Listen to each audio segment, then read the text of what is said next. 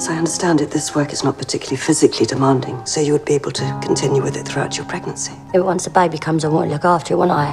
I won't be out working. With a regular income, you'll be in a more secure position. I'll get payments from assistants and that. I'll get by somehow. Taking the opportunity, the nun brought up the 2 children Tina had abandoned. She believed Tina loved her children. But in this world, a good life always requires effort. They truly wanted to help her. Yet Tina simply lowered her head and asked her to leave. That night, the midwife came to deliver the medicine as usual, but heard Tina groaning in pain. She asked what was wrong. Tina acted as if nothing was happening and said the bed was just too hard. The midwife was deceived once again. After she left, Tina packed her belongings and quietly slipped out of the maternity home. At the same time, news arrived at the convent. Tina's 2 children were about to be adopted. If she objected, she could write a letter to appeal. Without hesitation, the nun hurried to tell her the news. But when she entered the room, the bed was empty. Everyone rushed to search for her. They finally found Tina collapsed by the back door. In the cold wind, she lay there all alone. If no one had found her, she might not have survived the night. Fortunately, she was rushed to the hospital in time. The test results were not good. It was not a normal pregnancy, but an ectopic pregnancy. The fertilized egg had implanted in the fallopian tube, which eventually ruptured and caused massive internal bleeding. The doctors had no choice but to remove one of her fallopian tubes to save her life. The nun stayed by her bedside, heartbroken. She knew Tina had a habit of lying,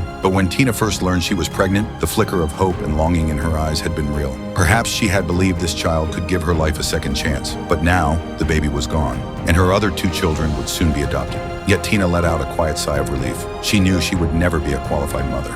Glad someone wants them. Maybe they'll have a decent life, because they wouldn't have had that with me. The nun looked at her defeated expression, her heart aching, but she also understood that everyone has their own path to choose. She could not change Tina's life. All she could do was arrange counseling for her and prescribe contraceptives to prevent something like this from happening again. As for where Tina's future would lead, that would be up to her alone.